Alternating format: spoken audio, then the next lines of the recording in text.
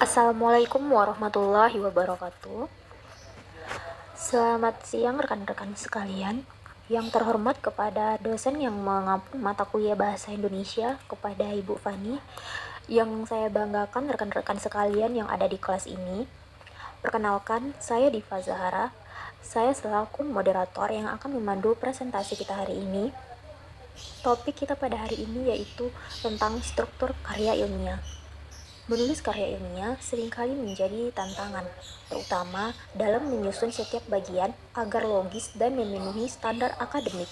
Kunci utama keberhasilannya itu terletak pada pemahaman struktur yang benar. Hari ini, kelompok kami, yaitu kelompok 2, akan mengupas tuntas materi tentang struktur karya ilmiah pada jenis artikel karya ilmiah hasil penelitian, mulai dari awal hingga penutup. Sebelum memulai, perkenalkan dulu rekan-rekan saya yang bernama. Baik, moderator, perkenalkan nama saya Tiffany Santia Putri. Baik, moderator, perkenalkan nama saya Dwi Rahmadani. Saya Dwi Puspita Putri. Saya Larasati. Langsung saja pada pemaparan materi pertama, yaitu akan dibacakan oleh Tiffany Santia Putri. Kepada Tiffany disilakan. Baik, moderator, saya akan menjelaskan latar belakang dan gap penelitian dari artikel ilmiah ini. Pada bagian latar belakang, penulis menguraikan beberapa hal berikut.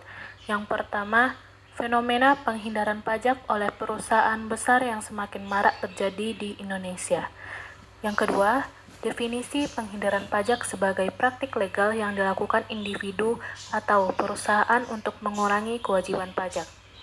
Yang ketiga, kontradiksi antara komitmen CSR, perusahaan dan praktik penghindaran pajak yang masih dilakukan di Indonesia. Yang keempat, peran teori stakeholder sebagai dasar untuk memahami mengapa perusahaan perlu memperhatikan kepentingan berbagai pihak. Yang kelima, pentingnya peran direksi wanita dalam memoderasi hubungan antara CSR dan penghindaran pajak. Terima kasih kepada Tiffany. Pemaparan materi selanjutnya akan dibacakan oleh Dwi Rahmadani. Kepada Dwi disilakan. Baik, moderator, saya akan menjelaskan materi tentang bagian metode. Yang pertama, jenis penelitian. Penelitian kuantitatif yang menunjukkan arah hubungan antara variabel bebas atau CSR dengan variabel moderasi. Populasi dan sampel. Populasi adalah perusahaan pertambangan yang terdaftar di BIE tahun 2021 sampai 2023. Sampai akhir berjumlah 35 perusahaan dengan total 105 observasi. Dipilih menggunakan metode purposive sampling dengan kriteria menerbitkan sustainability report secara berturut-turut tidak mengalami kerugian. Jenis dan sumber data. Data sekunder berupa annual report dan sustainability report yang diakses. Pengukuran variabel. Pengukuran pajak diukur dengan ETR, dengan CSR diukur dengan CSRD, Responsibility Disclosure. Direksi wanita diukur dengan proporsi jumlah direksi wanita dibanding total direksi. Metode penelitian menggunakan moderate regression analysis dengan model dengan variabel kontrol ukuran perusahaan, leverage, dan ROA. Uji asumsi klasik. Penelitian dilengkapi dengan uji normalitas, uji multikulinaritas, dan serta uji heterokedastisitas. Terima kasih kepada Dwi Rahmadani. Pembaca materi selanjutnya akan disampaikan oleh Dwi Puspita Putri. Kepada Dwi disilakan. Baik, moderator, saya akan menjelaskan mengenai hasil pembahasan, tujuan dan rumusan masalah. Tujuan penelitian adalah untuk mempelajari pengaruh pengungkapan CSR terhadap penghindaran pajak dengan keberadaan direksi wanita sebagai variabel modernisasi. Hasil menunjukkan CSR berpengaruh positif dan signifikan, sehingga di H1 ditolak, perusahaan yang lebih banyak mengungkapkan CSR justru lebih cenderung melakukan penghindaran pajak atau digunakan sebagai strategi strategi pencitraan atau litigasi sosial. Direksi wanita memperkuat pengaruh negatif terhadap penghindaran pajak. Sehingga H2 diterima, kehadiran direksi wanita terbukti memperlemah dampak positif CCR terhadap penghindaran pajak. Terima kasih kepada Dwi. Pembaca materi selanjutnya akan dipaparkan oleh Larasati. Kepada Lara disilakan. Baiklah moderator, saya akan menjelaskan bagian abstrak.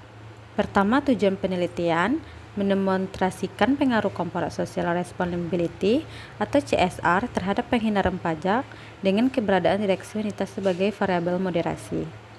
Kedua, metode atau data menggunakan data perusahaan pertambangan yang terdaftar di Bursa Efek Indonesia atau BEI periode 2021 sampai 2023, dianalisis menggunakan moderate regression.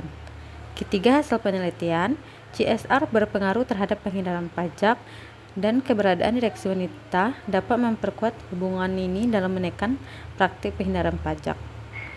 Keempat, rekomendasi. Penelitian selanjutnya disarankan menambah variabel lain seperti good corporate governance atau ukuran perusahaan. Selanjutnya, saya akan menjelaskan bagian simpulannya. Yang pertama, simpulan utama atau temuan 1, mengungkapkan CSR berpengaruh signifikan positif terhadap penghindaran pajak pada perusahaan pertambangan yang terdaftar di BI. Kedua, simpulan utama atau temuan 2, direksi wanita memperkuat hubungan pengungkapan CSR terhadap penghindaran pajak pada perusahaan pertambangan. Selanjutnya, keterbatasan. Yang pertama, sampel kecil karena kriteria perusahaan tidak rugi. Kedua, data sekunder berpotensi ada kesalahan input ketika sampel hanya perusahaan logistik dan transportasi.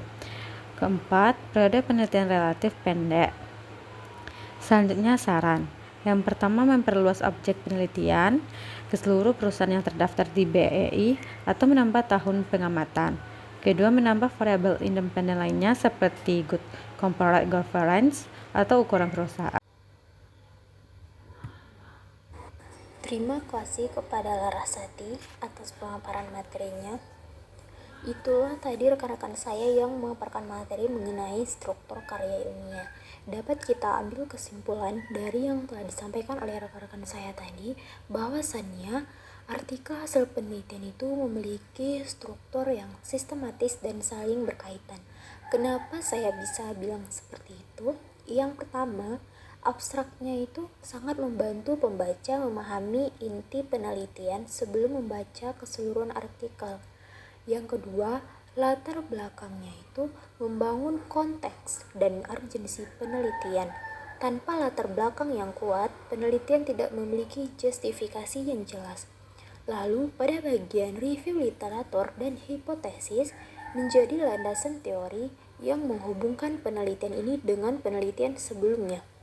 Yang keempat, metode penelitian menjelaskan cara penelitian dilakukan secara terperinci dan dapat direplikasi oleh peneliti lain.